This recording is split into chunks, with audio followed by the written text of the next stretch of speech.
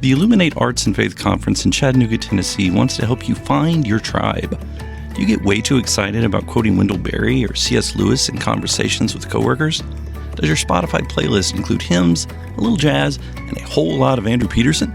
Join your tribe at Illuminate March 31 and April 1 for education and inspiration from speakers Russ Ramsey, Douglas McKelvey, John Hendricks, and others. Find a complete list of session topics and ticket information at southern.edu/illuminate. In 2024, I set out to meet as many poets as I could and spend an hour with each one. I got more than I bargained for, more insight, more clarity, more hope. It's proved to be one of the richest highlights of my life. 17 writers, 17 deeply human conversations that made me sit up and pay attention. Franz Kafka once said, if the book we're reading doesn't wake us up with a blow to the head, what are we reading for? A book must be the axe for the frozen sea within us. And that's what I hope this new book will do. I hope it wakes us up, my friends. I hope these conversations will be the catalyst for something to be reawakened, re-enchanted, and reinvigorated. It's called An Axe for the Frozen Sea, Conversations with Poets About What Matters Most. I'm Ben Palpin, and I hope you'll come and listen in as I spend a little time with poets like Lucy Shaw, Malcolm Guite, Dana Gioia, and Lee Young Lee. Pull up a chair at the table as we dig into what it means to write well and to live well. An Axe for the Frozen Sea is now available from Rabbit Room Press. Visit the store at rabbitroom.com, or better yet, ask about it at your favorite bookseller. You can actually accurately say something with your words that exactly corresponds to things in reality.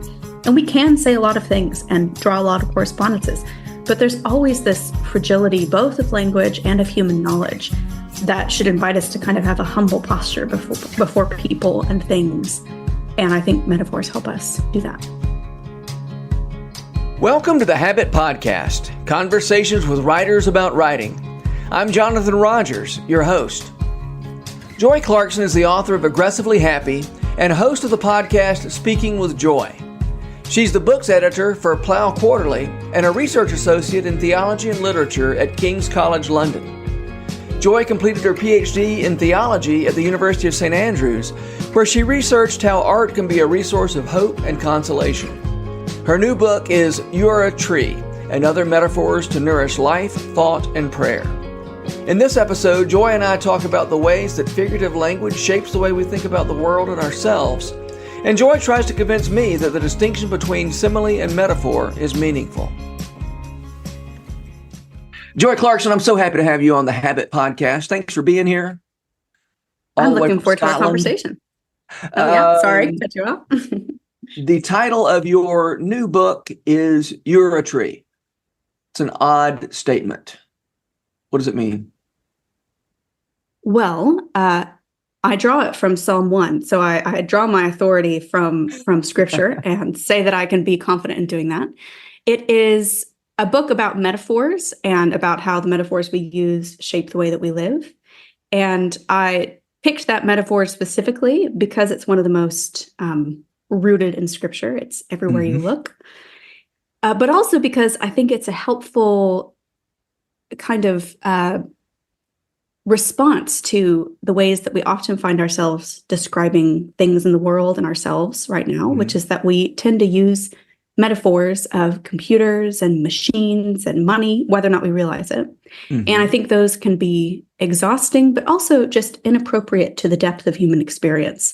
So I think the metaphor of you are a tree, which is given to us by Scripture and many poets ever since, is a fitting and provocative response to our kind of technologized world. Yeah. Your point, is well taken, that the language of metaphor is not just, it's not decorative, it's not an ornament to thought, it shapes our thought. And you suggest that, I think you can tell me if I'm, this is a fair thing to say. You are suggesting that the dominant metaphor that we use to think about our own mental processes, in many ways, our own life, is that of the computer. That I'm a meat computer. And I was trying to think of another possible, what would be maybe the second, what's the next most used metaphor for human beings besides machinery? And I couldn't come up with anything in terms of what we actually gets used in everyday life. You were making the case, aren't you, that the computer or the machine is the dominant metaphor for the way people talk about human beings in our Western world. Is that fair to say? Well, I'll be pedantic. Having finished a PhD a couple years ago, you want to make sure that every claim you make, you can absolutely, completely follow up. And since you'll get over it, by the way. Good. I hear that it softens with age, and you get more confident again. No, I suppose I can't audit all of the language of the modern age and 100% say that it's the machine. But I do think it's one of the most prevalent, if not the most prevalent. And I think it makes sense that it is, right? Because one of the things I talk about is metaphors are kind of the things we reach for, whether consciously or unconsciously, to describe things that are difficult to put into words. So we reach for things in our experience. And, as you and I are doing this podcast, I like to think we're both probably pretty literary, incarnational people, but we're doing it through, I'm looking at you on a screen, I'm talking into my little blue Yeti microphone, I'm using my AirPods. Yeah. And so we're just surrounded by machines. And so that, I think, has become more the language you use, because it is a lot of the imagery that we are offered in our everyday life. So yes, with a softened footnote version of not wanting to say I know everything about the modern language. Yes, I think that is one of the kind of operative metaphors that we reach for when we're describing both humans and other things too, I think. All right. And nobody really says I'm a computer, or I'm a meat computer, or anything like that. I don't know people who say I am a computer, but work that out a little bit. When you say we use that metaphor, could you kind of work that idea out a little bit? Yeah. What do you mean by that? So what I mean by that is I'm kind of talking about it in the sense of what there's a book called Metaphors We Live By, which was a big splash a few years ago. And they talk about, neuroscientists talk about kind of operative metaphors. So they're metaphors that we don't have in the front of our mind, but they are kind of operating behind the scenes as an overarching image for some things that we draw on all the time. So I may not say I'm a machine, but I may say to you that I want to update you on what's happened in my life. I may say that I need to take some time off this weekend and recharge. I may say that this is more of a machine one, but that it's taking me a while to adjust, right? That's a word we use for cars, for something that needs to be tweaked, something that's metallic. And then even the ways we describe things like productivity. Yeah. That word, right? Productivity is to produce something. It doesn't bring to mind a tree that's bearing fruit. It brings to mind an assembly line, right? So we have this kind of image of productivity, of being swift, of being able to do the same thing over and over again with great rapidity. So those are kind of some ways, some easy ones that you reach for. But I think those are some ways in which the language of how we expect machines to act, to update, to adjust, to produce, we use those words to talk about ourselves. And I think something that is interesting about that is that we used to do the opposite thing. So the word, I talk about this in the book, but the word computer used to be a word that described a human being. So a computer was someone who computed. It was either somebody who sat with little buttons doing the thing, or before that, I think it was used back in like the 1600s to describe someone who did math computations. And so originally, when we described a machine as a computer, we were kind of applying human terms to a machine. Sure. And now we've kind of moved, because it's so around us all the time, we've moved from using technological language to describe humans. Yeah. So each of those words that you were listing there, I thought, a lot of those update probably didn't. I think update goes back farther than computers. Probably, I'm not sure, but one suspects that was applied to computers, and now we think of it as a computer word, and or icon. That's which is just kind of the way language works, right? I mean, the word ardent used to just mean on fire, and I think it was Shakespeare who first used ardent to mean my heart's on fire, and but now you think somebody was a lunatic. They say, call the fire department. My house is ardent. But I really appreciate the way you talk about to think of ourselves as computers or as machines is both incomplete and unforgiving.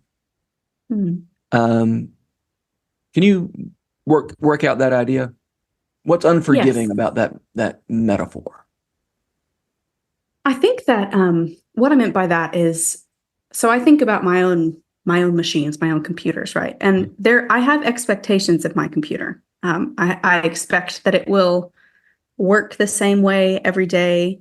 I don't have a personal relationship with my computer. I largely kind of just appreciate it as something Good for you. that's meant to. Some people do.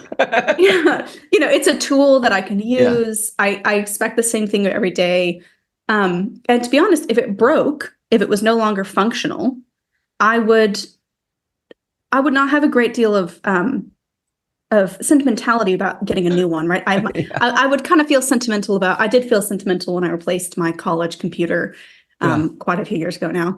But there's this sense that it's replaceable, right? So it's replaceable, it's made for a function, and it acts the same way every day. And I think those are expectations we put on ourselves, right? So I expect myself to be able to be productive in the same way every single day, right? If you're a writer, this is a podcast about writing. You want to be the kind of writer, and maybe you are, but who diligently does their 500 words a day, and it always comes out, and and you just do it. But I don't find that that's possible. There are some days where I can miraculously produce 2,500 words, and there are some days where I fuss over a sentence, or I write 3 paragraphs and I hate it all. And actually, that's not a drawback. That's actually just a part of writing. And actually, it's a part of what makes writing interesting and better, and being able to sit with things and marinate with things and work over things over and over again. So if I expect myself to be like a computer and, as the metaphor goes, crank things out, then I'll both make worse art, worse words, but I'll also feel guilty. I'll feel like there's something wrong with me because I'm imposing that kind of inappropriate metaphor onto myself. And then also that comes with the sense that if I'm also regarding myself as a tool of production, right? If I'm just worthy because of what I can produce, then that's also unforgiving, because then if I don't produce, then I better get nervous because I might get thrown out like that laptop, But that's what I meant by it's unforgiving. We kind of unconsciously carry over the properties of a computer to ourselves, and it can be quite crushing. Yeah. And if you internalize the idea that the human mind is a computer, is a kind of computer, unconsciously, if that's running in the background, here we go with another computer image. Insofar as I'm not like a computer, I'm feeling like I'm not sufficiently human, or I'm not sufficiently, I'm not doing a good job of being a person, or a creative person, or a thinker, and I wonder, there's a sentence you have that I love. It says, "We can clot blood, write poetry, form romantic attachments, and cook spaghetti bolognese, all while being, according to human standards, fairly stupid. The ways in which we fail to be a computer fall close to humankind's greatest strengths: loyalty, resilience, intuition, creativity." I think that's really smart and really helpful to remember that the great things about us are the things that are least computerish. I'll throw in a poem there that a great deal of our value is just, as E. Cummings puts it, being a human merely being. Yes, so good. So at one point you say that metaphor is the fruit of attention. And that's not the meaning of that is not self-evident, so we might need some help on that. And at the same time requires closer attention so that we're not deceived or confused by metaphor. Metaphor is the fruit of attention. Tell me about that. So I guess maybe I could put a qualifier in there of metaphor, good metaphors are the fruit of attention. Although I think in general, to some degree, they are all the fruit of attention. Right. So, even if we're paying attention the wrong way, we make metaphors. But I'm sorry, go ahead. No, so I think of a metaphor that I really love in a poem by Seamus Heaney called Digging. And he thinks about his, you're nodding like you know it, and love it too.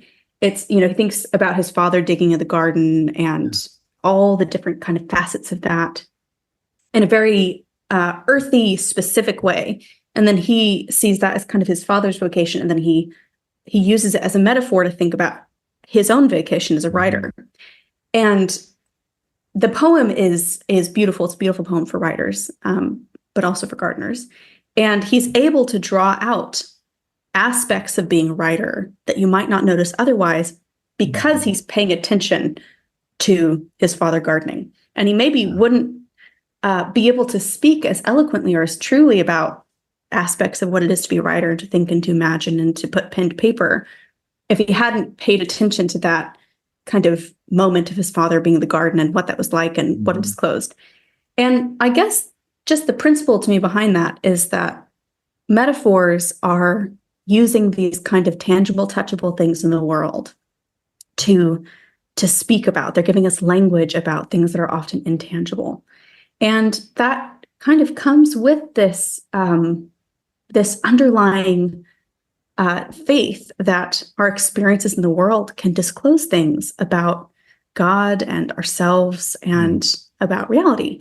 And that the closer we pay attention and the more careful and experimental and joyful we are with our words, the more we can discover things. So that's what I think I meant by metaphor is the fruit of attention. And we often do it, not as carefully as Seamus Heaney, because all the metaphors about computers come to us probably just from our experience of computers, our attention to them in a more distracted way. Yeah. Well, I think about, and this may get us into the next part of the same sentence that you wrote, that metaphor requires close attention so that we're not deceived or confused. When I think about Seamus Heaney looking at his father digging and think about how that is like his own vocation as a writer, that's really helpful. The ways he talks about the pen as his shovel and he's digging for something the way his father's digging. And that's so helpful. And then on the other hand, I think it's important that the writer, since we're talking about writing and digging in a garden as a metaphor for writing, there are things about digging in a garden that aren't like writing, right? I can wake up any morning I want, unless I have, sciatica, I can wake up in the morning and dig. And you just said, we can't wake up every morning. There are things that keep me from writing that aren't necessarily that I'm a failure.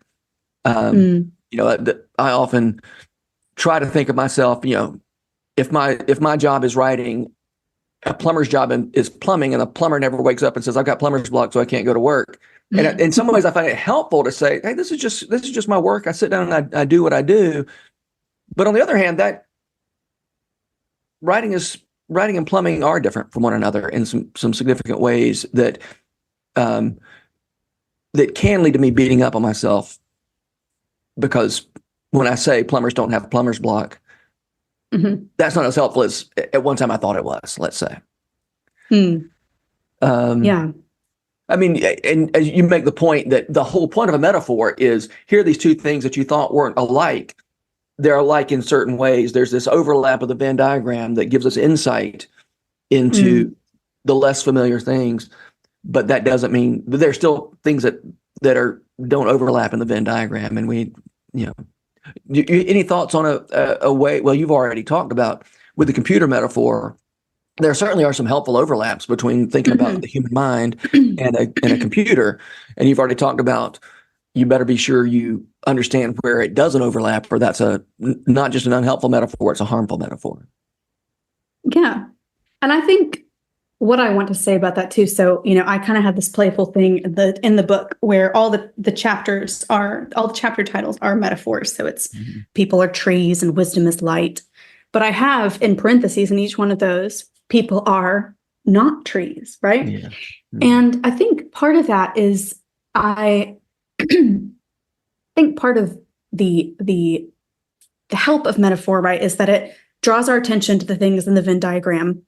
But then because it is not the thing in the Venn diagram, it kind of then jettisons us back out to then pay attention to different aspects of it. So even using metaphors kind of invites us to pay more attention.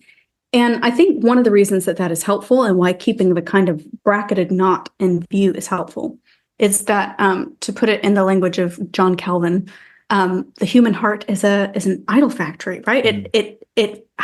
It creates things to worship.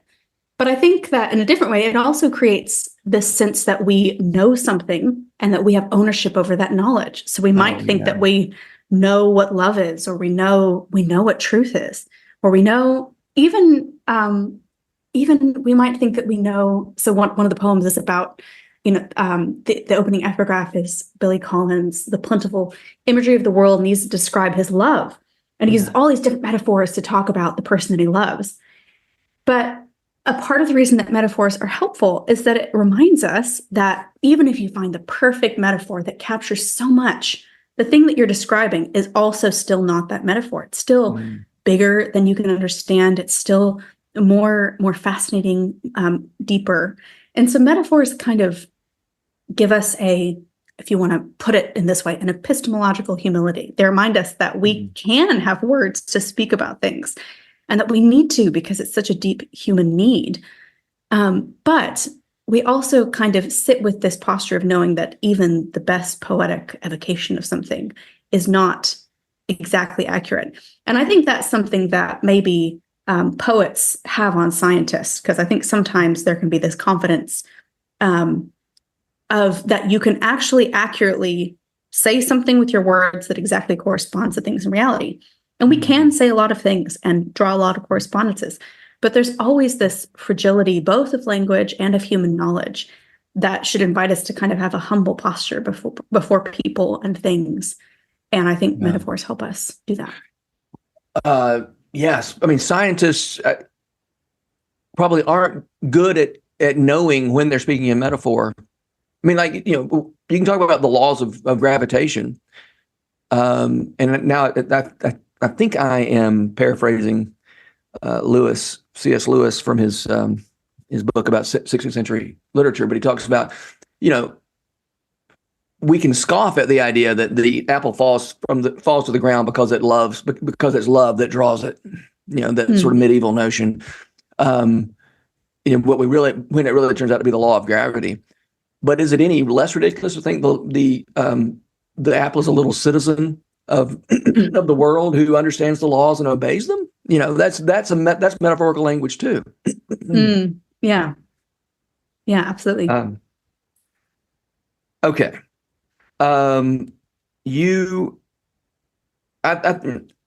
Another really helpful insight from. We haven't even gotten out of the introduction of your book, by the way. The introduction itself is fantastic. But I loved something you said, the way you described the value of metaphor as taking, we all have these deep, unutterable experiences that are really hard to put into words, that we don't even quite know how to say what we feel. And then a metaphor makes that concrete. Almost always the metaphor, not always, but almost always, the thing we're comparing this inchoate idea to is concrete. So I go from the abstract to the concrete. Now suddenly I can get my hands around something that I couldn't get my hands around before. That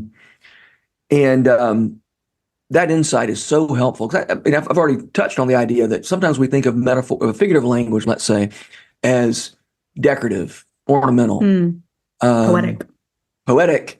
And by poetic, we somehow mean it floats away from the real world and off into some sort of poetic world. But the truth is, metaphor, poetry, figurative language brings things back to the world where we live and move and have our being. It gives a local habitation and a name, all that. So that wasn't a question. That was an opportunity for you to say some things. No, yes, thank you for understanding what I meant to convey. I think I opened the book by talking about kind of my own discovery of a metaphor that helped give utterance to my kind of unutterable experience, which for me was, I'll let people read it, don't want to spoil it, but largely it's my own kind of lifelong struggle with not feeling like I belonged somewhere and wanting to be able to belong somewhere, but not knowing how to belong, and trying to wrestle with all those questions that come in at that point in my early 20s, and kind of stumbling upon a metaphor for that particular kind of pain, both kind of provided a relief because I was able to put words to that experience, but also in a funny way helped me have a posture of agency, because once I was able to put it into words and kind of imagine concrete aspects of it, I could strategize about what to do with that feeling. And I think that that's often something we struggle with, is with these things that we can't put into words. We don't know how to act because we don't know how to speak about them. And so Joy, I don't yes. think it would be spoiling too much for you to tell us what this metaphor was. It is it is in the introduction. It's on about page 2. So yeah, it's quite And so you're speaking in abstract terms, and your whole point is we're being concrete. Okay. So what do we got? What's your metaphor because you just all that abstraction you just gave. Now, what's the metaphor that brings that all to a concrete point? So the metaphor was that I felt like a potted plant, and that was I had that thought while I used to live in this very old flat that it's funny, actually, I wrote about the flat in my last book at the last chapter, and then I wrote about the flat in the first book in my new book, which I didn't mean to do, but there's kind of a nice continuity in that. Yeah. But it's a very old flat, and it had all these pear trees that are St. Andrews pear trees, and supposedly they've been grafted in since like the 1500s, so they were some kind of. Yeah. And I just had this moment. I was moving again, and at that point, I had moved once a year for I think 10 years. But I'd been in that flat for 27 months. That was like a great feat.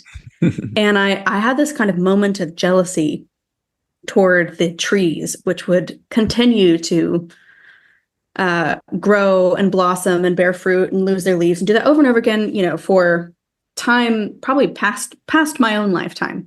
And I felt jealous that they had a place that they belonged. And I thought of my little potted plant that I kept all through through COVID, and I'd kind of kept it alive. I think I talk about this in the book as a kind of, token. It's like a little talisman. If I keep it alive, I could keep myself alive. And it had started to look really scraggly, and I was trying to decide if I wanted to give it to somebody else or if I wanted to try to plant it. And then I thought, if I try to plant it, it'll probably just die.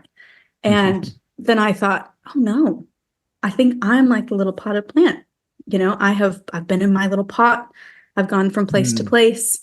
I'm getting scraggly, like I've grown too much to stay in this pot. Yeah. But I'm frightened that if I just pick a spot in the garden and put my roots down, that I'll die of root shock, as you can sometimes do.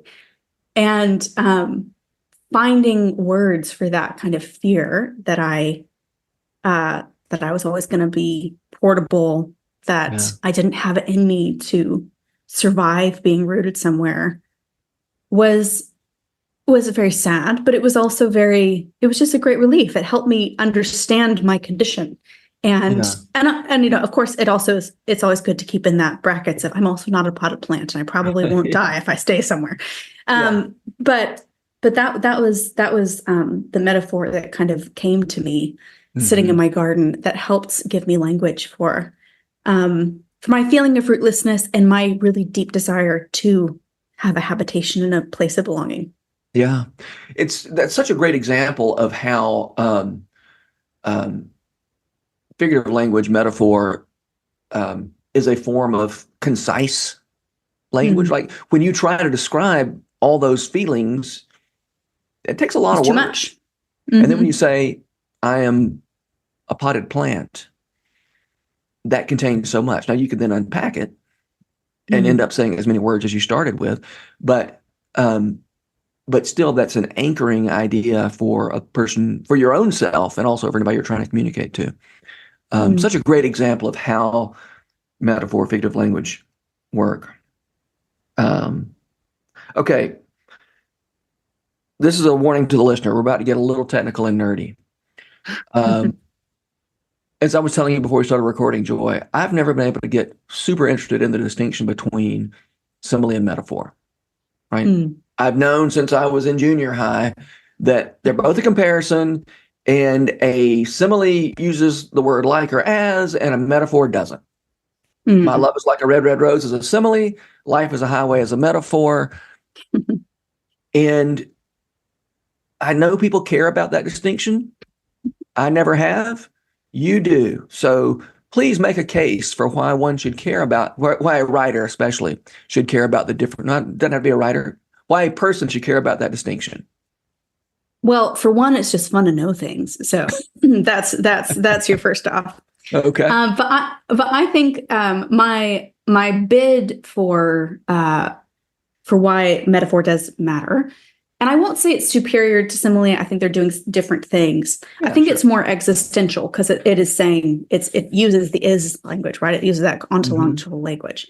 The reason I think it is important and it matters is it goes back to that kind of point earlier about how we have this tendency to think we have a grasp on things, right? To be able to kind of know and own and operate.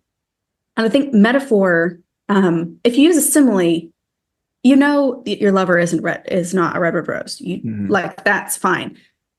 But that assumes that you know what your lover is, that you know for certain that your lover is not a red rose, and that you have kind of a confidence and an ownership of the knowledge of what the lover is. Whereas I think that metaphors, when you say is, and there's that bracketed is not, they're much more mysterious, and they're much more, they do a lot more to you. They require a lot more of you. And I think that they inculcate kind of an attitude, again, of humility, openness, and they invite further attention because you have to be like, well, but that doesn't seem quite right.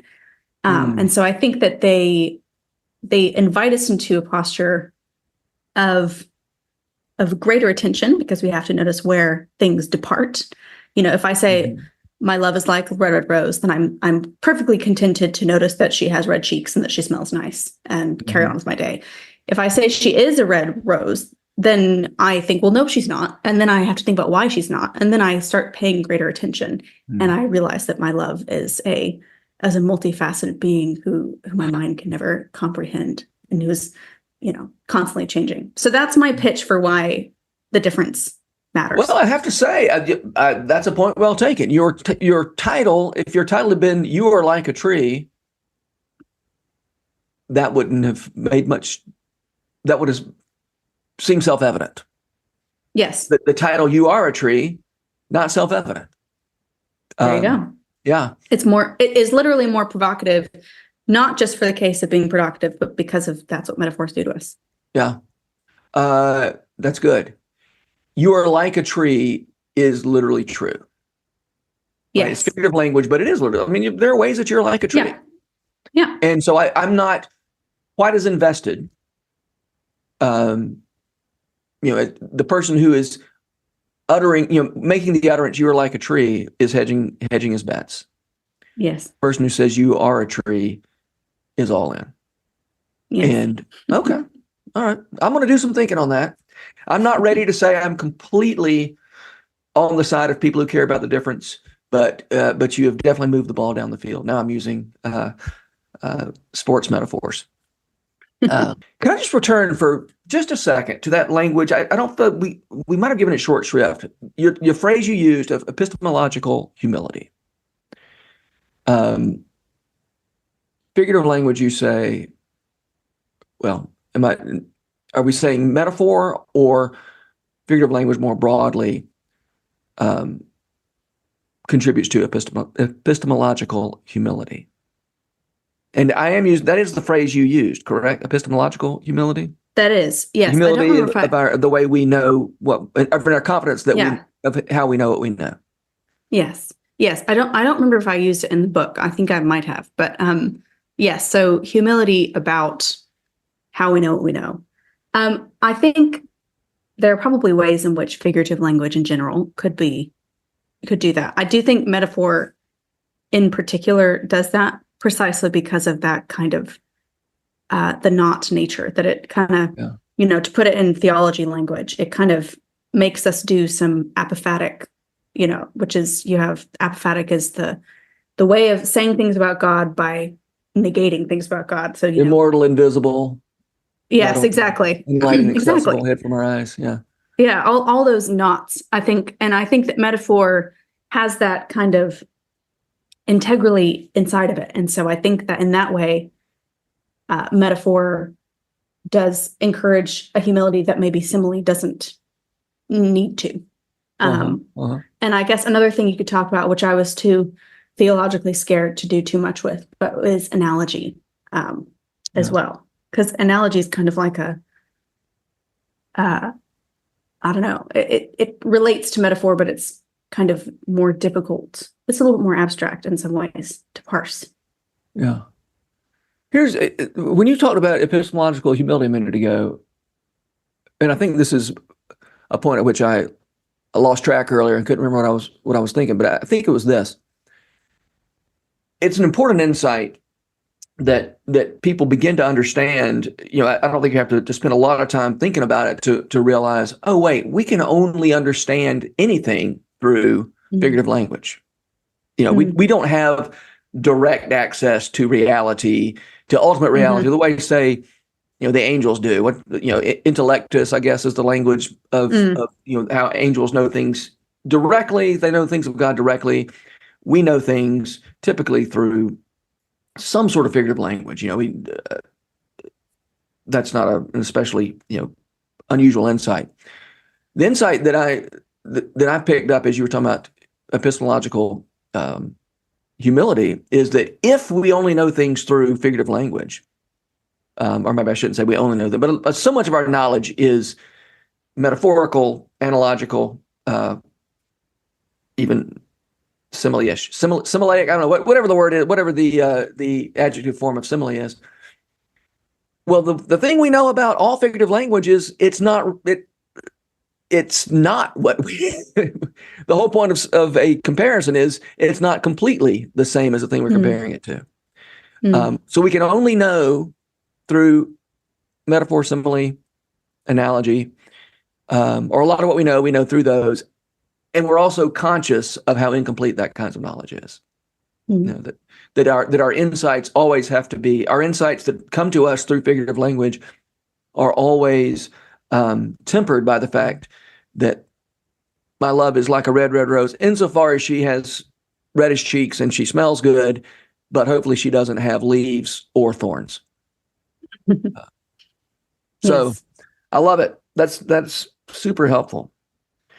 All right, Joy, we've spent a lot of time talking about the computer metaphor. Your whole point is there are better metaphors. There are other metaphors that we can think about ourselves. Let's just talk we don't have much time left, but tell us about the tree metaphor. Why is it helpful to think of ourselves as a tree? And I know that's not the only metaphor you explore in this book, but let's start. Since we can't talk about all 7, let's talk about the tree. So as I said, part of the reason I reached for that was I thought I want to look for metaphors that are enduring, that are kind of more ancient, that have somehow lasted through thousands of years. And humans as trees is one of those. And I think we also intuitively speak about humans as trees, even in our technological world, right? We talk about seasons of life. We talk about feeling rooted or uprooted or unrooted. We talk about someone being a late bloomer, which I guess could be a flower, but it could also be a tree. Yeah. So we talk about having a fruitful season, but particularly, so I kind of chose that partially because of that, but largely because it's one of the most integrated metaphors all throughout Scripture of human beings and their kind of state of flourishing or not. And I think about that from Psalm 1, but it's also when you think about in John, when Jesus talks about being the vine, right? And a vine is a vine, but it is like a tree. It is functionally a tree, and Jesus is the true vine dresser. And so I kind of went to that metaphor to sit with it and think about what it offers us and what ways humans are like trees and what that can open up for us. And specifically, I looked at in that chapter with Psalm 1. the idea. So it says, like a tree planted by streams of living water, which bears its fruit in season, and which does not wither, but all it does prospers. And so with that one, I talked about humans are planted. There's a sense that what we are, most of it is under the soil. So much of what I experience in talking to you and what you experience in talking to me, there's something we can see, but there's a lot that you and I cannot see about each other that forms who we are, and that has been formed over all the years of our life. And so thinking about how humans, we don't get just compiled like a computer. We grow and are nourished. We're warped by things that hurt us over years and years. And so that's a way in which humans are like that. And so how does that invites us to approach people with mercy, with a sense of mystery, that there's so much of what they are that we can't see. And also with a sense kind of awe that any of us survive. There is kind of this wonder when you look at a tree that it survives, and it's just this kind of miraculous thing. Yeah. But also it's planted by streams of living water. So a lot of commentators say that is, it's not just like, I live not too far from a burn, which is just like a stream. And there's all these very flourishing trees because they're by water. But it's not just that image that it's giving us. It's giving us the image of a tree in an orchard that has been planted by irrigated so that it has a source of water. And so the idea is that the flourishing one, the righteous one, the blessed person is like a tree that's tended to by God because it's nourished and it has all the water it needs.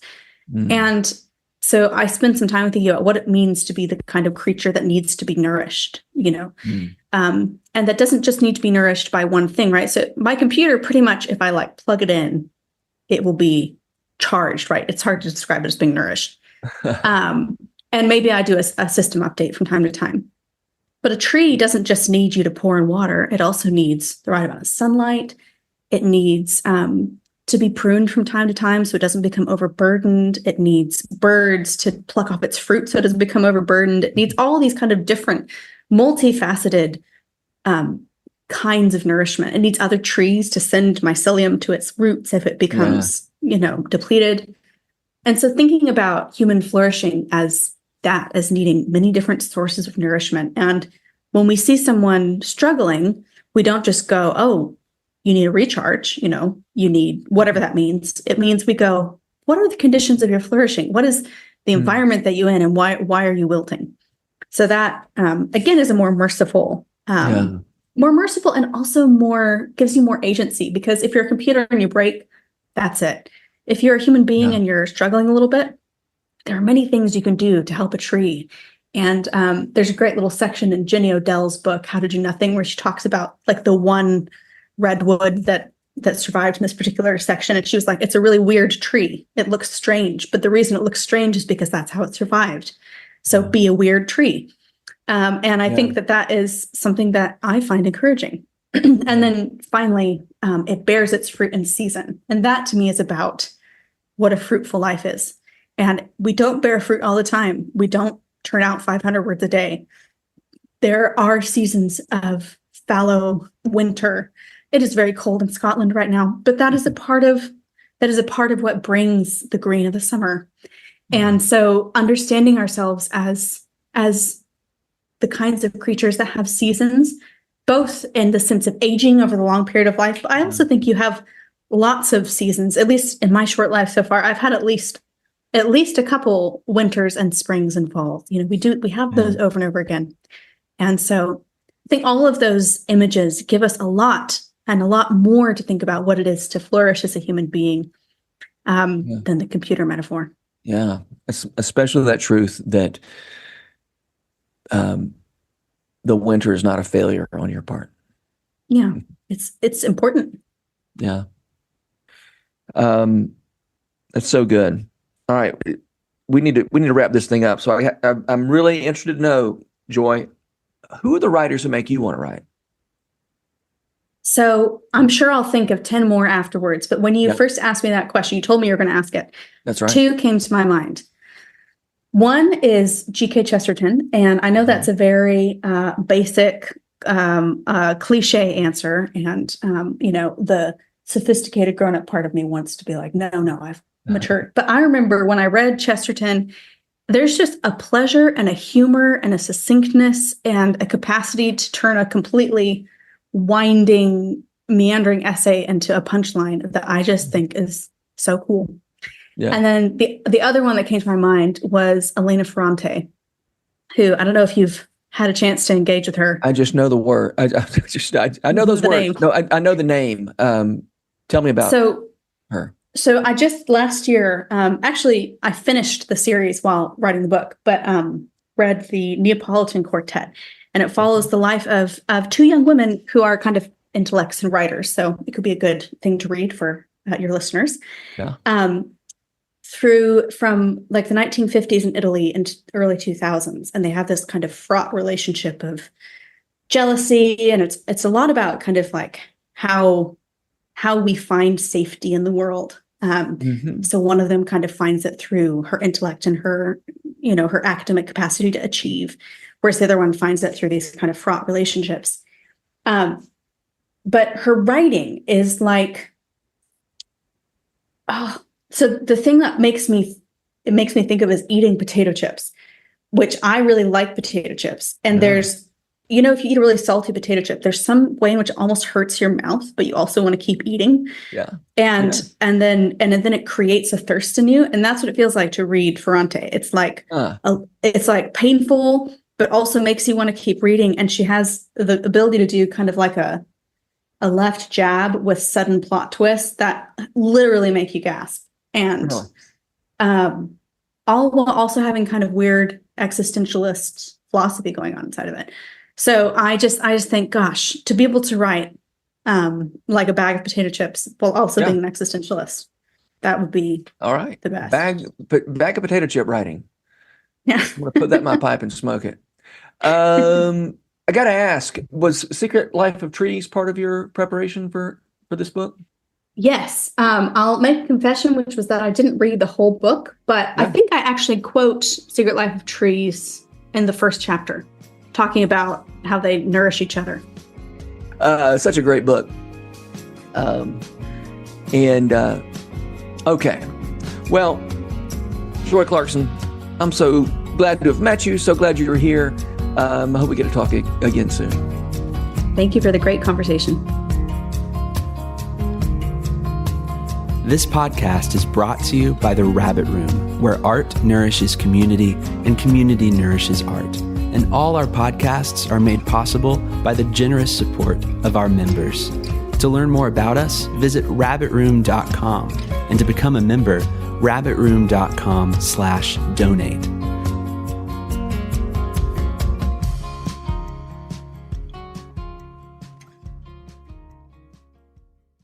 If you've enjoyed this podcast episode, consider joining the Rabbit Room membership.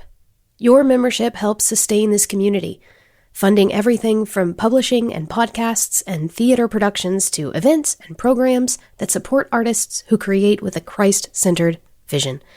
We'd love to have you on board. Learn more at rabbitroom.com/member.